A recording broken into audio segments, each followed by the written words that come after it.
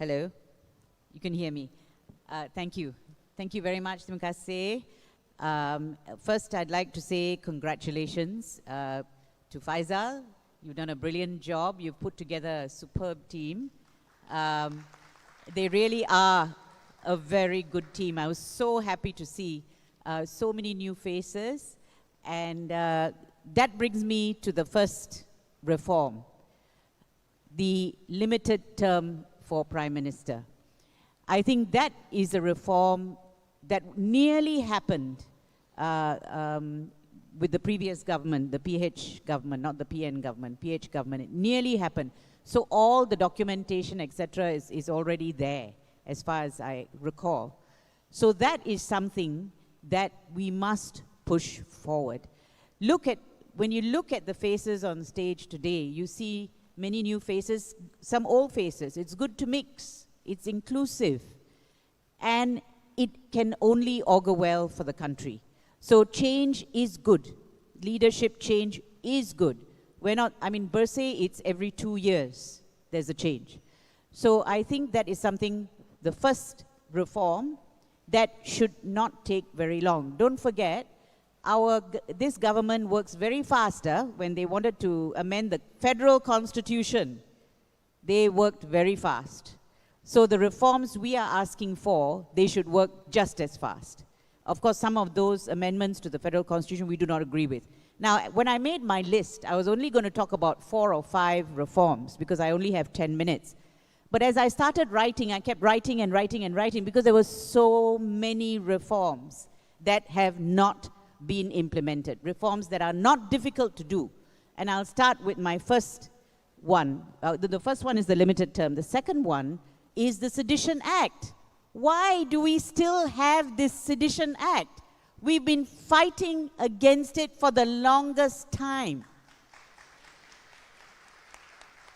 This government was fighting against it. Members of this government were fighting against it for the longest time. Now, what I've realized is, when you're not in power, you don't like the Sedition Act, and we're right not to like it. It's an archaic piece of legislation. But once people get into power, they love it. Why? I don't understand. That's why we need the leadership really to listen to the people. It doesn't suit us, this country that is supposed to be democratic. The Sedition Act must go. And I think that is one loud message we can pass. Of course, the other one is SOSMA. We have so many other restrictive legislation. Printing Presses and Publications Act. We still have licensing. It's ridiculous. Let me tell you, all this legislation is very old. I don't know why we think it's relevant today. So we must take steps to repeal all these legislation. I mean, look at performances being cancelled. Somebody just has to make a police report. Everything is put on halt. MC acts on social media, postings, etc. All of that is about interfering with freedom of speech. So that those reforms must happen. These are reforms we fought for together with members of the current government. We fought for this. Bersih fought for this. And we will continue to fight for this. You talked about hope, Faisal. I think it was Greta Thunberg who said, all well and good to hope, but it's of no use. You got to fight. You got to fight. And I think we must insist on this. There is no excuse for the government to drag its feet on these key amendments because it will make Malaysia a better place. It will make Malaysia a better place. Number 3, corruption. Fine. I think what's going on, we can all see, yeah? We're not blind, okay? We know what's going on. Weaponizing the MACC is not acceptable. You don't weaponize it just to pick on certain people. If you're serious about fighting corruption, you change the system. For example, one of them are appointments.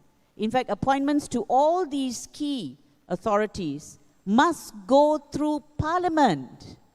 They must set that up. That will change everything.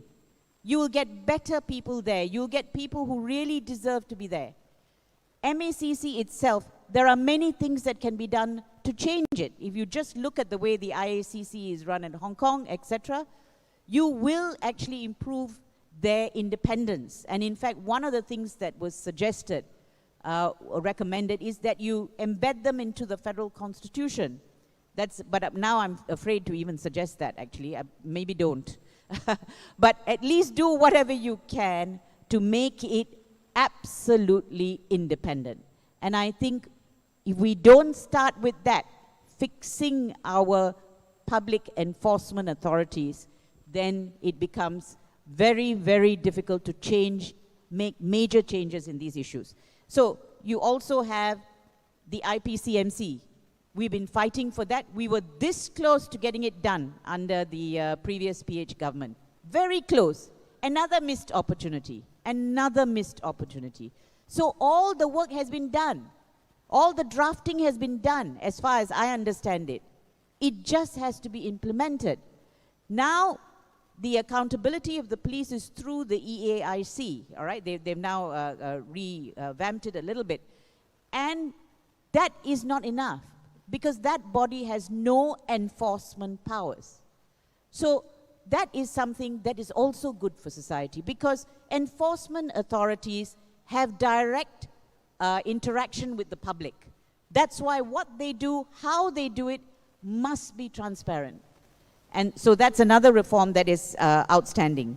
Now, I also think the Police Commission, the IPCMC, is important, because you need to also make it more viable to be a policeman.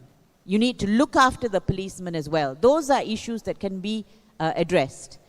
Now, I also, one of the things that was called for is a reopening of investigations.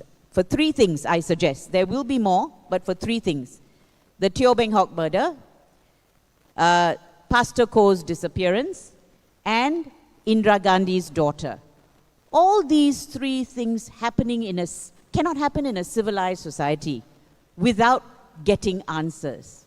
And we cannot, because of time, we cannot forget about it, because you can never get over it. So what's happened in all the 3 cases is you have court orders, in some case, Indira Gandhi's, you have Suhakam's findings, you have so many other bodies who have found some elements of criminality or some issues with those, with the 3, and still nothing can be done. How is that possible? With Indira Gandhi, she hasn't seen her daughter since she was 18 months. How is that acceptable in a civilized society? And the thing is, we cannot forget, because they assume people will forget, and that'll be the end of that. Teo Beng Hock, never forget. You know why? Pastor Koh, never forget. You know why? Because it'll happen again if we forget. So that's another one. Now, the appointments process for all appointments, EC Chair, MACC, Police Commission, etc., should go through Parliament. There must be a different process, independent process for such appointments. Just a few more points before I conclude. We must abolish corporal punishment. Now, corporal punishment means whipping. We have the mandatory death penalty was abolished, not by this government, by the government of Ismail Sabri. And that was very good, actually. But that's just the start. I'm a proponent of abolishing the whole of the death penalty, okay? But that's a conversation for another day. Corporal punishment, which is whipping, is also something that civilized societies don't do. So that's another thing. I mean, if you've seen videos of how that happens, corporal punishment, it's terrible. I don't know whether any of you have seen how it happens. The way in which the whipping takes place, you see prisoners who can't get up after they've been whipped once. So that's another thing that should be addressed. Statelessness.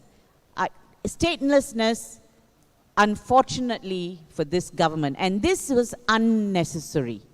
Did anyone ask this government to amend the constitution, not any legislation, the federal constitution, to make more children stateless. Why would you do that? Why would you do that?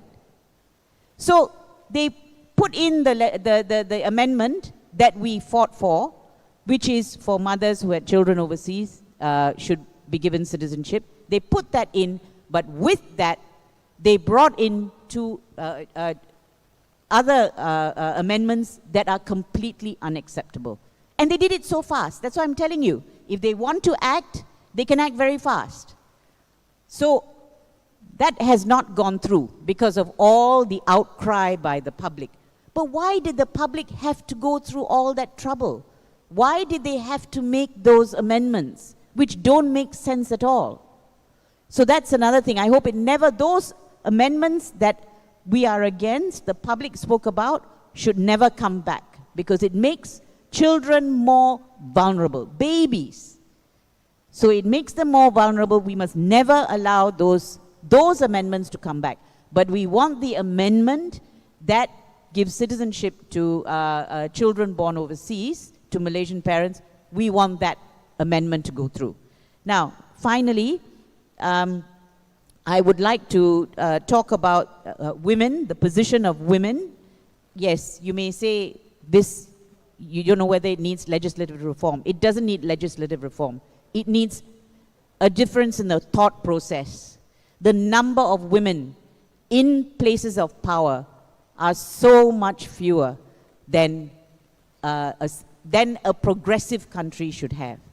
So women must be given positions of authority and power in government, much more than they are being given. And that is something the youth, you all must fight for it. Fight for it. Any government that has more women is better. I can guarantee you that. It will be better.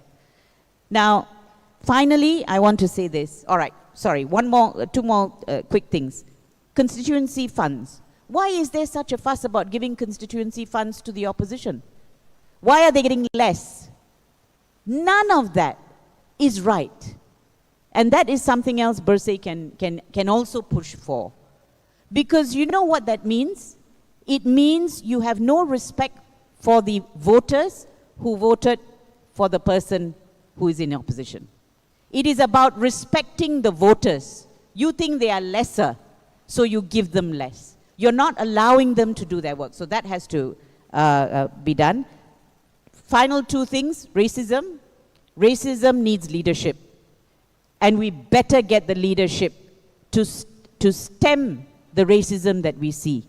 The UITM issue, I'm sorry, this is my personal opinion, I'm not speaking for anybody else, and I think a lot of people feel the same way, is appalling.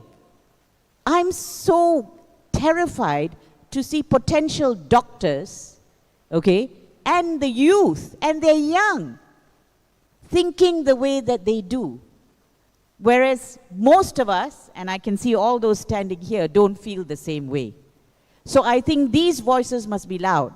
We must stop this sort of racism. My last point, for God's sakes, take climate change seriously. This government, and I know Nick Nazmi, good minister, he is looking at it, but you still see so much unnecessary development going on. And I think that is another thing that the government should look at. So that, am I done with 10 minutes? Yes, I might have gone over. Thank you very much.